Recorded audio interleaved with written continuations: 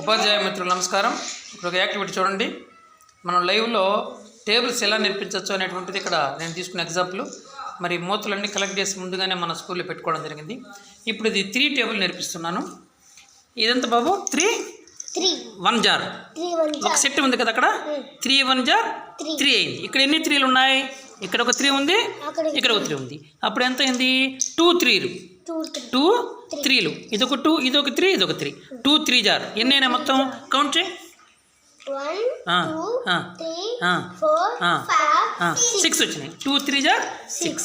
మరి సరే sir 2 3 jar. ఇప్పుడు ఇక్కడ ఏమైంది? 3 3 జార్. ఎన్ని 3లు ఉన్నాయి? 3లు ఉన్నాయి. కౌంట్ చేయి.